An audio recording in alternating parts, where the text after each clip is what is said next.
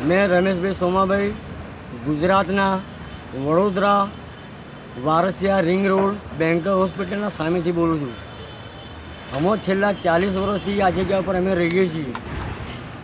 આ જગ્યાનું વેરો પણ અમે અમારા નામથી ભરીએ છીએ. કબજો પણ 40 વર્ષનો અમારો છે અને જગ્યાના કાગળ પણ અમારા છે. પરંતુ વડોદરા મ્યુનિસિપલ કોર્પોરેશન અને બિલ્ડરો, આ બિલ્ડર લોકો અમને ધાક ધમકી આપીને અમને કોઈ જાતનું નોટિસ આપી નથી, અમને કશું કહેવાયા નથી. અને અમારા લગભગ 45 માણસનું કુટુંબ રહે છે, તે અમારા મકાનો બધા જમીનદોસ્ત કરી નાખ્યા છે. અમે અત્યારે રસ્તા પર ઊંઘી રહ્યા છીએ. અમને અહીંયા ખાવાની તકલીફ છે, પાણીની તકલીફ છે, છતાં પણ આ લોકોએ અમારી કોઈ વાત સાંભળી નહીં. અમારા બહેરાઓની વાત ના સાંભળી, અમારી વાત ના સાંભળી. આટલા ડોક્યુમેન્ટ અમારી પાસે હતા તો સાંભળ્યું નહીં. એ પહેલાં અમે ગુજરાત હાઈકોર્ટનો સ્ટે લાવ્યા છીએ આ જગ્યા ઉપર, આ મકાનો ઉપર. તો ગુજરાત હાઈકોર્ટનું પણ આ લોકોએ માન રાખ્યું નથી, ત્યાંના મેજિસ્ટ્રેટનું પણ માન રાખ્યું નથી, ત્યાંના વકીલોનું પણ માન રાખ્યું નથી, અને આપણું ગુજરાતનું જે હાઈકોર્ટ જે છે એનું પણ માન રાખ્યું નથી. આ લોકોએ અમારા સાથે આવો અન્યાય કર્યો છે અને અમારી જે મકાનો જમીનદોસ્ત કરી નાખ્યા સાહેબ. તો આના માટે અમને હેલ્પ કરવા, અમને મદદ કરવા માટે વિનંતી કરું છું. આજે બેટા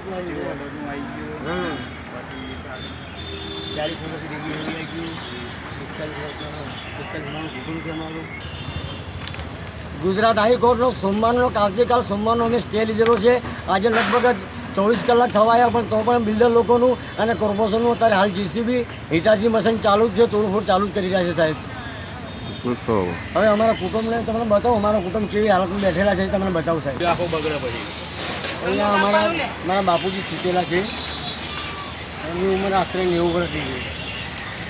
એ બી ઘણી આજીજી કરી, પણ એમની કોઈ વાત કોઈ સાંભળી નહીં કોઈ પ્રમાણે.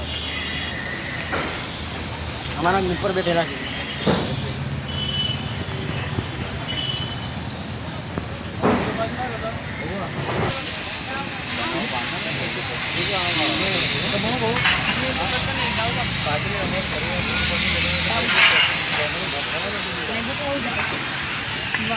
મદદ કરો આપણા વગેરે લેલા વસ્તી લેલા પછી